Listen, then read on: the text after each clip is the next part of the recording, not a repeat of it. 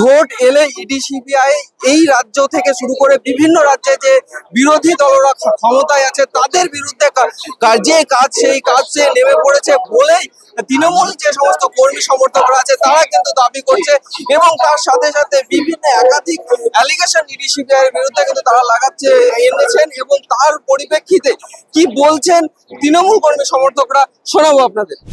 Vote এলে ED CBI ওদের বাঁচাবে এটা মনে করে, বিজেপি মনে করে এটা, কিন্তু বিজেপি এটা জানে না একটা নয় 1 লক্ষ ইডি সিবিআই এলেও মমতা ব্যানার্জিকে রোখা যাবে না, কারণ এটা উড়িষ্যা নয়, এটা বিহার নয়, এটা বাংলা। শুভেন্দু অধিকারী অভিযোগ করছেন মমতা বন্দ্যোপাধ্যায়ের বাড়িতে তল্লাশি চালানোর জন্য। সে যখন করবে তখন দেখা যাবে, রেজাল্ট উইল বি সিন।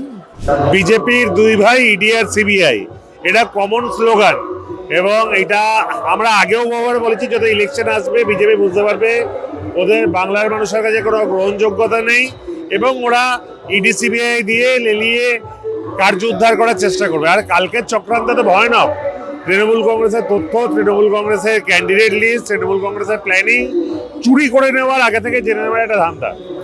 আজকে এরা বুঝতে পারছে না যে আসল বাংলার মানুষের সমর্থন মমতা বন্দ্যোপাধ্যায়, অভিষেক বন্দ্যোপাধ্যায় তৃণমূল কংগ্রেসের সঙ্গে আছে।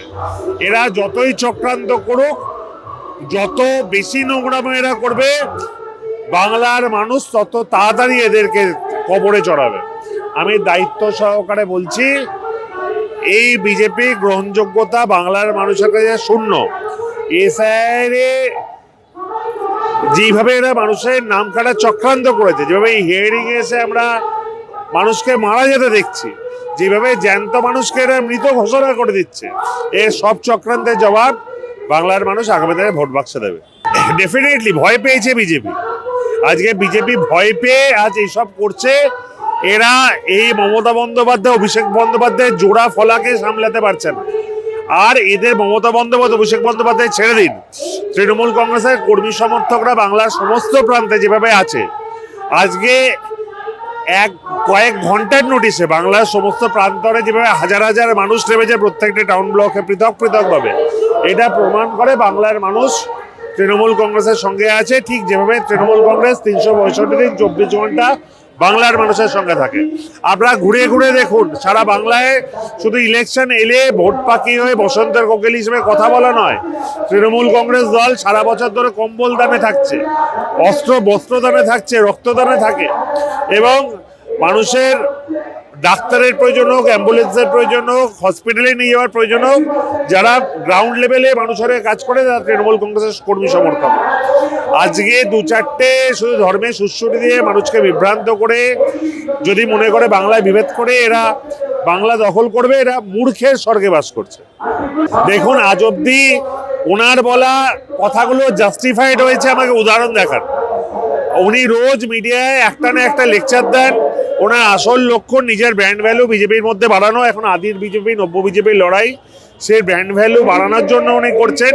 আপনি এতদিনে শুভেন্দুবাবু রোজই তো 2-4টে করে বক্তব্য রাখেন, আপনারা ফলো করে দেখান, একটা কথা সারমর্ম আছে আপনি দেখান। ওনার এই নামটা নিয়ে আপনি বাঁচিয়ে রাখছেন, তার নাম বলছেন। আমি পরবর্তীকালে অভিষেক বন্দ্যোপাধ্যায়কে অনুরোধ করব সেবাশ্রয় ক্যাম্পে মানুষের চিকিৎসার ব্যবস্থা করতে এবং সেখানে শুভেন্দু অধিকারী চিকিৎসা করাতে। এইটা সারা ভারতবর্ষ জুড়ে যেভাবে ইডি সিবিআইকে নামিয়ে কেন্দ্রে সরকার বিজেপি বাংলা দখল করতে চাইছে, ভুলে গেছেন বাংলায় বাঘিনী থাকে। মমতা বন্দ্যোপাধ্যায় কাল দেখিয়ে দিয়েছেন, এখনো মাটির সঙ্গে দাঁড়িয়ে মমতা বন্দ্যোপাধ্যায় রাজনীতি করেন, বাংলার সঙ্গে অন্য কাউকে গুলিয়ে ফেললে মুশকিল আছে। সুতরাং বাংলায় লড়াই হবে এবং সেই লড়াইয়ে বিজেপি বিলুপ্ত হয়ে যাবে 26-এর নির্বাচনের পরে। শেষ কথা, মমতা বন্দ্যোপাধ্যায় যা করার করছেন, আজকে রাস্তায় নামবেন, এরপরে বিজেপিকে খুঁজে পাওয়া যাবে না। বাকিটা নেত্রী আসছেন, নেত্রী বলবেন। এই যে বারবার ইডিকে নামানো হচ্ছে ভোটের আগেই, বিভিন্ন রাজনৈতিক বিভিন্ন রাজ্যে আমরা দেখছি যারা যেখানে যেখানে বিরোধী দলগুলো ক্ষমতায় আছে সেই জায়গাতে কি বলবেন? এটা ইডি নয়, এটা আছে অন इलेक्शन ड्यूटी, ठीक है। और वी आर ऑल सपोर्टिंग दीदी, हम लोग सब दीदी के साथ हैं। आज दीदी आगे हैं, हम लोग हमेशा दीदी के पीछे पहले थे, आगे भी रहेंगे। आज ईडी को यहाँ पर कठपुतली के तौर पे यहाँ उतारा गया है बंगाल की सरजमीन पे, ताकि यहाँ का माहौल ख़राब किया जाए। और आज उन लोगों ने अटैक किया है हमारे पार्टी के इंटरनल मैटर्स में, इंटरनल पेपर्स में जो कॉन्फिडेंशियल डॉक्यूमेंट्स है उस पर अटैक किया गया है। उसके खिलाफ आज हम सब सड़क पे उतरे हैं, दीदी के साथ है और हम लोग सब प्रोटेस्ट कर रहे हैं। पहले ये ईडी जाकर शुभेंदु दा के घर पे छानबीन करे, उसके बाद पता चलेगा किसके घर पे ज़्यादा पैसा है।